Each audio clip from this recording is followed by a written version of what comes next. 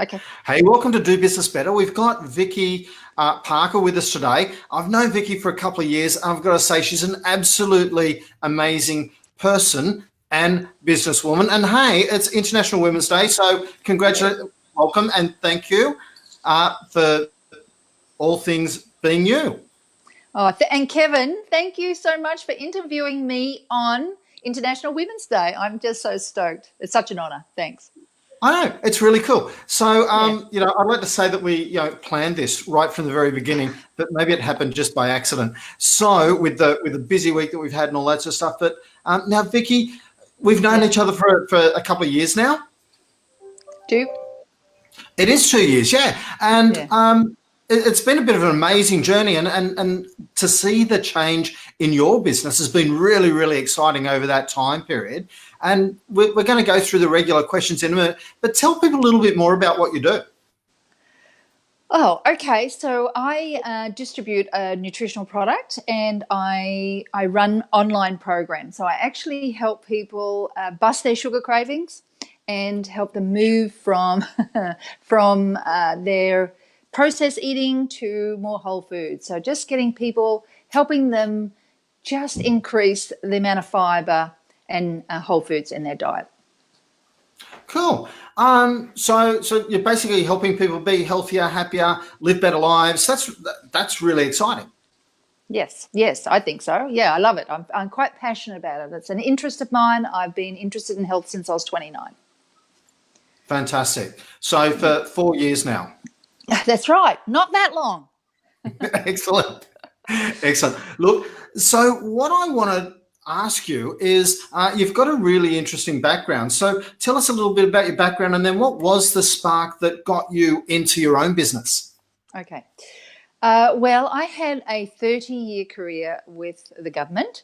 I started working at 22 in the Northern Territory. So I started my career in Darwin, and I became a parole officer. So I worked for Corrective Services in Northern Territory Corrective Services. And I eventually, I worked in Arnhem Land. I managed an office in Arnhem Land. That was a fantastic experience. And then I moved to Queensland, and then I went to the UK for a while. So I had a very challenging and interesting career with Corrective Services, Northern Territory, Queensland, and the UK. You must have met some really interesting people along the way, that's for sure. Yeah, and not just the people that I was supervising, but actually, it's the kind of industry where you are in touch with magistrates, solicitors, counsellors, loads of different people who come together to try and make a difference. And yeah, that it was always learning, always interesting. Fantastic. Yeah. Fantastic. So what was that tipping point that went, hey, I want to do something for myself? Well, we have to backtrack 15 years, when my husband came home, my husband Claude came home with a business, and which I was not interested in. So, but he went off and did that, and I became quite, I fell in love with the products, and I fell in love with the company. So I used the products. So I was, about 15-year user, and, I did this kind of as a hobby. I was on the side. This is not kind of something that you would do. So tell us what the product and company is, so that, we got no secrets here.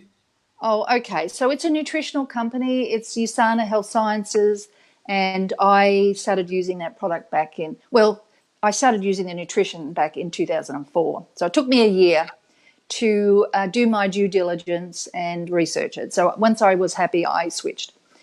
But what happened in 2016 was I just didn't have a love for my career anymore. I just lost passion.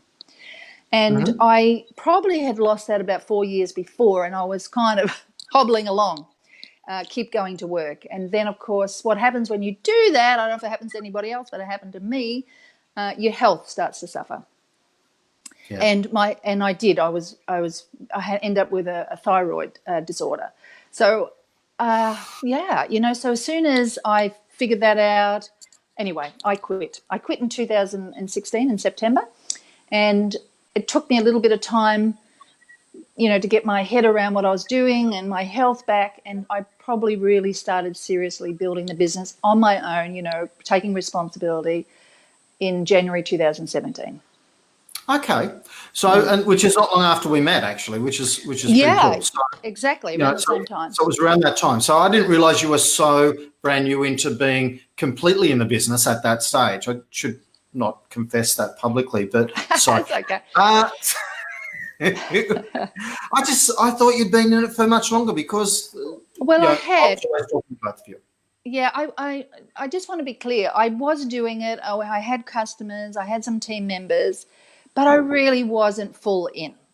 So I was Right. doing it more hobbyish. I was supporting Claude. I was supporting the business. I wasn't taking full responsibility. It's a totally different world. Cool. Now I get my subtle misconception there. So Yeah. awesome. So so health was the tipping point that went, hey, I really should go wholeheartedly at this because the other isn't serving me. And that's the real beauty of your multi-level marketing style of business is that you can transition out rather than taking one massive leap.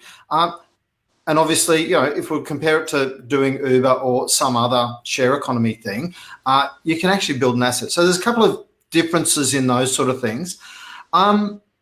What's been the one thing that's been the greatest impact for you in the business? Okay, for me, let's just talk my 2-year period. Yeah. Every year we go to international convention in the United States, and every year I come back motivated.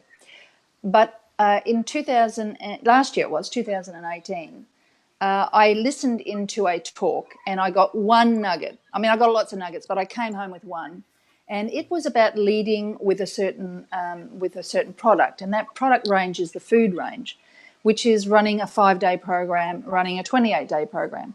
So Dr. Karen Wolf, she's one of the leaders in our business, in our company, and she said, I run this every month. I do it 5 days a month, and that's what I do. I help people that way. And I went, bingo. And I went straight into action. So that's what I do. And it has made a huge impact. For one, I've got a very clear message about what I do and how I can help people. Mm-hmm. And because it helped me so much, in terms of my eating patterns and staying healthy, I can use my skills to help people there. So, yeah, it was a great, that impacted me immensely. Yeah, so getting real clarity around selling one introductory touch point was that. And so often in small businesses, people are trying to, we can do all things for all people and we can help everyone and all that sort of stuff. And it's all the stuff to everybody where nobody really feels that they're our customer and no one feels that we really care about them from time to time. Yeah. And so when we can get really clear about, hey, you, X, Miss X, you're the person I'm talking to, and they can feel that, it can have a really huge impact. That's a really awesome moment. Is there a mantra or saying that you have that you keep repeating to yourself? Yes, I say I'm up to big things, because when I say I'm up to big things, I get off Facebook and I stop scrolling. Otherwise, the problem with when you work at home, it's easy, that you just lose half an hour just clicking on things. So I have to say I'm up to big things. And that brings me back to thinking, if I'm up to big things, you better start working, because, it's not going to get done sitting on the couch looking at Facebook. And Absolutely. The other one, I've got another one is. We only had time for one. Okay, look, bonus one. You're so cheeky. I make friends with fear. Yeah? Yeah. So how do you go about making friends with fear? Well, there's a couple of things that I procrastinate on, and I keep having to say I make friends with fear, because I will then step into what I need to do to make that outcome happen. So, for example, this Facebook Live is a little, I do a lot of Facebook Lives, but to do it on a business page is a little outside my comfort zone. And I'm not talking about health. I'm sort of talking about me in the business. So come on, there's only me and you here. There's nobody else. Oh, okay. All right. No one may ever watch it, so it doesn't matter. But it's, it's outside the comfort zone. So I make friends with fear. So what's the worst can happen? Someone will watch it and I think it's rubbish. Doesn't really matter. Just do it. I mean, really, it's just stepping into doing the stuff that makes you uncomfortable. It is. But once you start doing stuff, as you said, you're now doing some Facebook Lives, you're doing them more Yeah. regularly and that sort of stuff. Yeah. How scary was that very first one that you ever Oh, did? terrifying. And you just think, well, it's going to be rubbish, but yeah, it's going to be rubbish. That's okay. Just Your go. first one's going to be rubbish whenever you Yeah. do it. It doesn't matter Yeah. whether you do it today or whether you do it in 2 years' time. Your first one's going to be. Yeah. I look back at some of my old ones and I really laugh. And I look back at some of my new Yeah. ones and I kind of cry. Yeah. But we won't talk about that. Okay. This is all about you. So, a setback. I know that business isn't always smooth. We don't always get, it's not all champagne and giggles. It's we wish it was, but every now and again, crap happens. So, tell us about a time when crap happened, and to you and Claude, and what did you do? It could be something personal. It could be something. I don't know where you're going to take this. Well, I don't think that has happened in this 2-year period. Because, we've been 15 years really with this company. So, but it's definitely happened. You're so right. Like, you just have to accept that there's no straight line of success. And particularly when you're trying to change your brain, you're trying to change your head from a 30-year public servant to entrepreneur. Honestly, I've really got to crack my head. Not much difference. Oh, not much difference, no. But I tell you what's happened. I just want to give people this, because this is the reality of building a network marketing business. We have gone into overseas markets. That's expensive to do. So we've put a lot of money out to do that and put Claude, in Malaysia and in the Philippines. And, Malaysia market didn't come, we did well while we were there, but as soon as we left, bam, it's all gone. So you think, oh my God, 2 years of our life and money into something that's not giving us a stable foundation.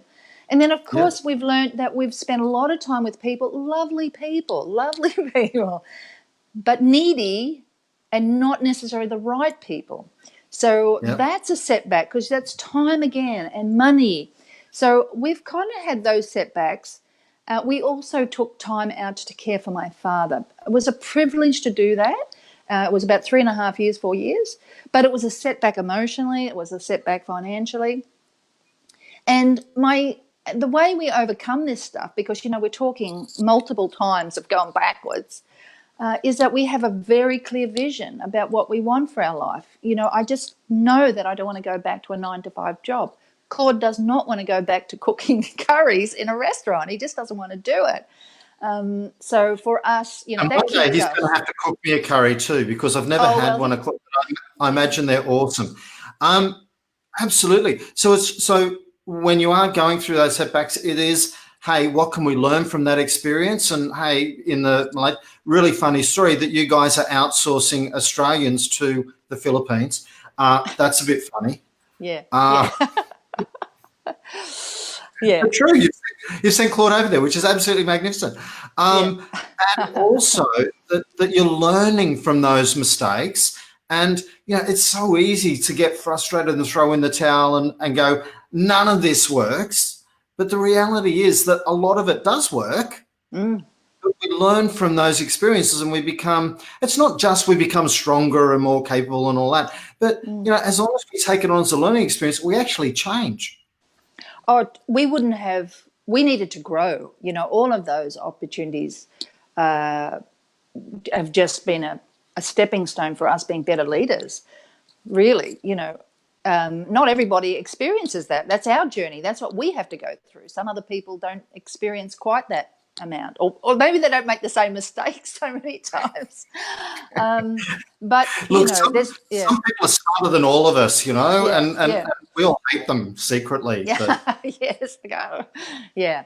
No, you got to keep that vision on the forward, no backward thinking. Yeah, absolutely. Look, I've actually seen the changes and the subtle changes in the messaging from that Claude's putting out there and that you're putting out there, and it's really, I'm really proud to see the change in the both of you. Oh, I think it's fantastic. Thank you. Topical tip. What stuff's happening in blah, blah, blah, blah. What stuff is happening in the news at the moment that's kind of related to what you do that you've taken a big learning experience from? I definitely think, and I'm not so much sure it's in the wider news. Maybe it is. I don't kind of hook into it too much, but there's definitely this fear of downsizing, outsourcing, and AI, artificial intelligence. The threat of that taking over something that you do is real. Taxi drivers, I watched people, Terminator. right? Well, it's even who would have thought that we possibly in the next 5 years won't need a taxi driver. You won't need someone to be driving the car. But it's even more than that. I've had conversations with people who work in companies in finance, doing the finance section, and they're outsourcing the whole finance section to Kuala Lumpur. And Yep. there's others, they've been outsourced to India or Philippines. So, and they're downsizing and they're outsourcing. So I think for me, what I've really, because I've been so health oriented, I've switched on to going, actually there's a real threat here to people's livelihoods and incomes. And I think network marketing, I think it's something people should look at.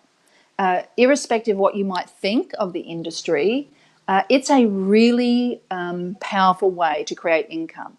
And it's also about creating control over your income, like having control, not relying on someone else paying you. So Claude and our income is only capped by what we do or don't do. So that's the number one. And then I would say to people, you need to find something that you resonate with. You need to find the right company. You need to find a product that you like, that you would feel passionate about enough. And the third thing is treat it like a university course. So if you join a company, do the training. Don't just, you've got to throw yourself in, but you must do the training. You must become skilled because it's a skill set. Building rapport. That's something so many people miss. Look, Australians haven't had a great love affair with network marketing because of its inception and, and Amway being a bit, hey, we're going to be a secret society and then we're going to, try and rope you in and, not tell you why we're coming over for a dinner party and that sort of stuff. And that's set up a bad reputation for the industry as a whole. It's changed dramatically. I'm not a network marketer. You guys know that. That's not my thing. But that doesn't mean I have a lot of respect for people who have these businesses and who take it professionally. Okay. And that's the thing that I see you guys doing and you guys teaching your team to do is to take it professionally, which is truly awesome.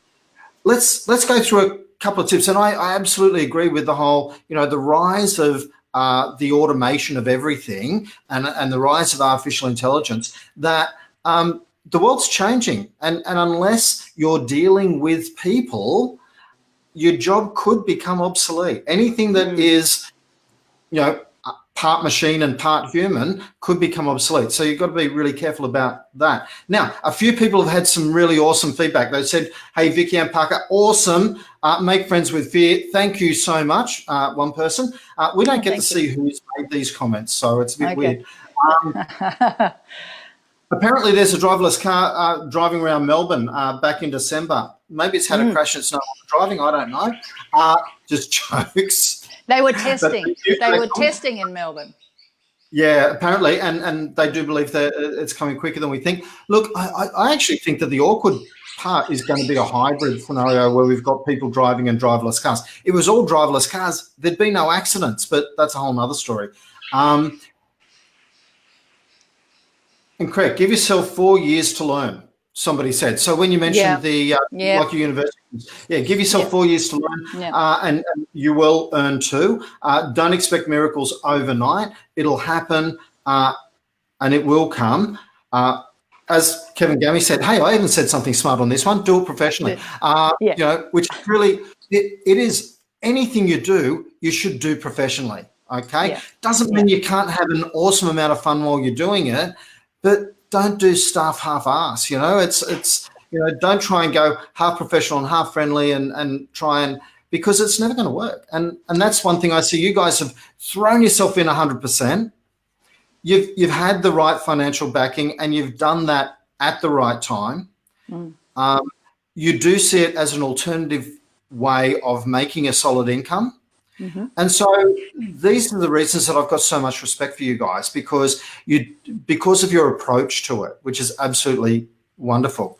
And I have seen and been watching how you've been getting engagement with people. You've always done it in a very upfront way, and I love that. And and we should be doing that on all social media. There's so many people when they get onto social media, they're either going buy my stuff, or you're not sure about what message they should have. But you can have a really professional message that at the same time is being quite social. And so it's a really important thing to integrate your business into what you're doing, so that you can then take the whole thing very, very professionally and take that time to learn. Yeah, definitely. And I just would say this though, Kevin, you're not going to know that in the beginning.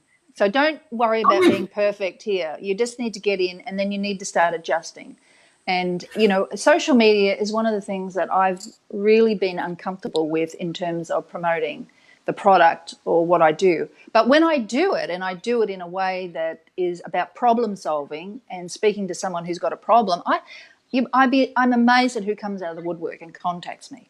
So it's about problem solving. Yeah. Absolutely. And we need to chat about that for your ads on weekends and stuff as well. I know. But I'll leave that between you and Christy. Okay. And we'll talk for that another day. Look, Vicki, thanks so much for coming on board. Thanks for giving us your time. I really love some of those insights that you've been sharing with us today. They've absolutely been fantastic.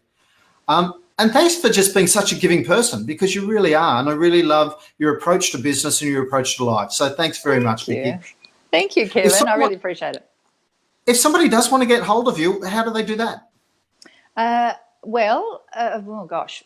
I'm on LinkedIn, and I'm under my full name because I actually, there's millions of Vicki Parkers, okay? So Vicki Ann Parker, and that's A-double-N without the E, so Facebook. I have a business Facebook page, which is called Women in Business.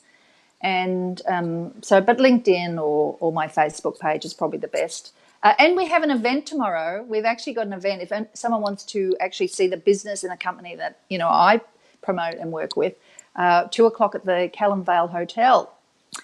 You snuck that one in when I wasn't listening. Yes. Yeah. So we got a great event showcasing it. Great. Thank you, That'll Kevin. work if they watch it live right now or today, but if they watch it on Monday, that won't work quite so well. But that's okay.